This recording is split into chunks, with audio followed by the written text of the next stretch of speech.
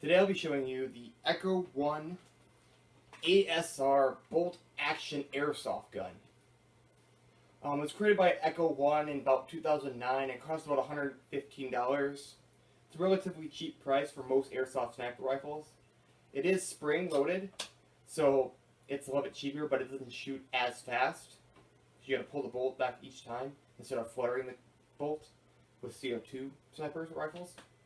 And it has a similar design to the M4, including its iconic crane stock, pistol grip, and trigger box. It still has like the same feeling when you shoot it, so you can easily switch between the M4 and the ASR bolt action sniper rifle. And you can buy it with a scope and 3 magazines for that price. But it all depends on the store you buy it from. Now, past all that nonsense and data, let's get to taking this thing apart. I know it's cutting off my head, but who cares? Let's first start by removing any accessories or attachments, like the scope, the bipod, the magazine, and the stock. Some tools you'll need when taking your gun apart are, of course, a rag to remove grease and to put things on in case they get dirty. Both types of screwdrivers, Phillips and Midas, and some oil, as well as, oh, here it is, an Allen wrench. This is from a bike, so it has multiple sizes. If you buy the gun, it will come with some. And let's just get started with this. Okay, let's start by removing some of our accessories and attachments that we have. Let's start with the scope here. Depending on the scope you have, it might be attached different ways. Mine's attached with screws that can be removed by hand, but just for the safety and because I tighten them pretty tight so the scope doesn't fall off, I'll use a screwdriver to remove them. So all you do is tilt and pull off. Let's get that out of the way now. Next, we'll start by removing the clip in the ASR. Not sure if it's getting cut off. There'll be a trigger box or trigger down here. The hop up is inside this little hole right here. Just pinch and pull out. Just come right out. Next, we'll take the bipod off. It's real simple. For safety, just pull the bipod up. And there's a little safety release right here that you pinch and pull. It comes right off. Next, let's work on the stock. This one took me forever to figure out. But you can squeeze it and it pulls it back and forward, but something's always stopping it right there.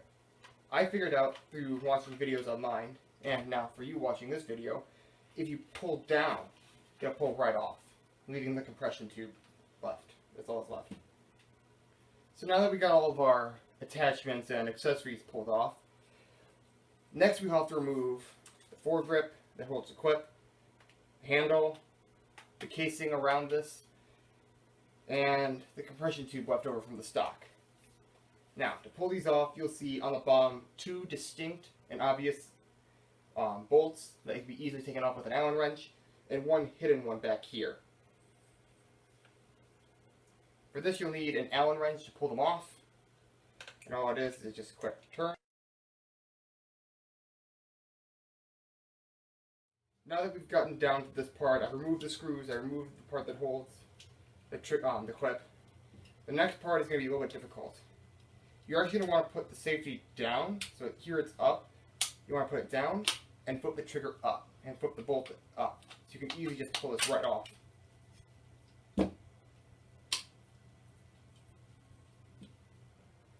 Now that we've gotten all this removed, all we're left with is the bolt, trigger box, and the barrel. And of course, the hop up. But we're going to leave that alone because that's really sensitive and you should bring that into a store to get fixed if it's broken. Now, what we're going to do is we're going to set this down on here and lift up the bolt. And as well, leave the safety so it's not activating it. Leave it so it's down, like so it doesn't activate the safety, because that can cause a problem when you're pulling it out. Now start. On the back side, you'll see nuts here and here. When you're pulling out this, when you're unscrewing it on the other side, put your finger there so it doesn't drop it and you don't lose them.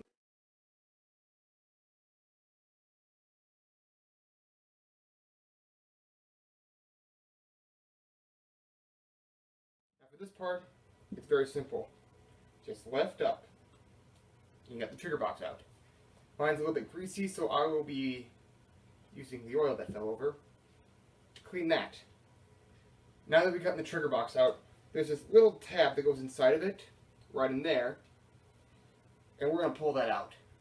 When you pull that thing out, you notice that there's a little tab right here on the end of it, and the holes are on the top. Remember that that tab goes with the barrel.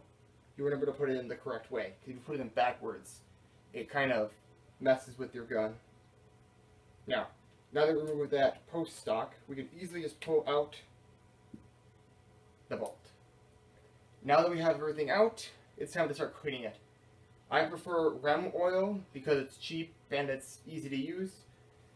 So, well, for this, you're going to want the drop cloth that I've had here this whole entire time.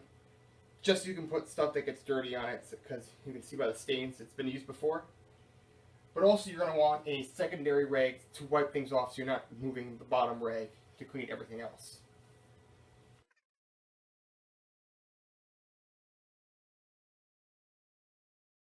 Okay, now that we got that mostly clean, we're going to use a little bit of Rem oil.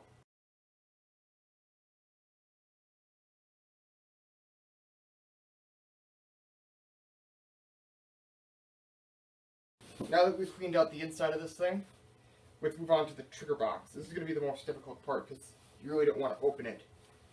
You're going to wipe off the exterior, trying to get off that gunk, and there we go. As you can see, my gun was pretty dirty before we started. You remember how the orientation was of it?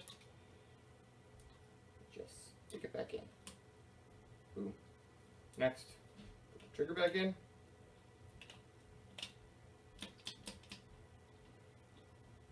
And we're done with oiling it up. Now that we've gotten our gun completely cleaned up, oiled up, and all the gunk removed, we're going to quickly just put our gun back together. I'm going to get a quick montage of this. And if you really need to understand how to put it really back together, just start the video back from the beginning and just watch how I took it apart, just to make it a little bit easier.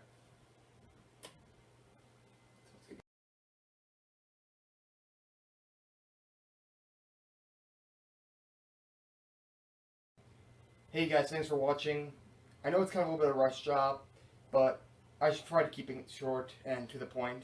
I did not talk about the hop-up just because it's a little bit sensitive, and if it does break, I don't want you to blame you watching this video, because I'm warning you right now. If you do break it, it is very expensive to replace it because you do mess up the entire barrel. But just to keep it simple, you can use your own oil instead of the Rem oil that I told you to use, depending if you want to use a more expensive oil. That's just a cheap oil that we found that works, and overall, the guns will run a little bit better. Pretty good. Thanks for watching.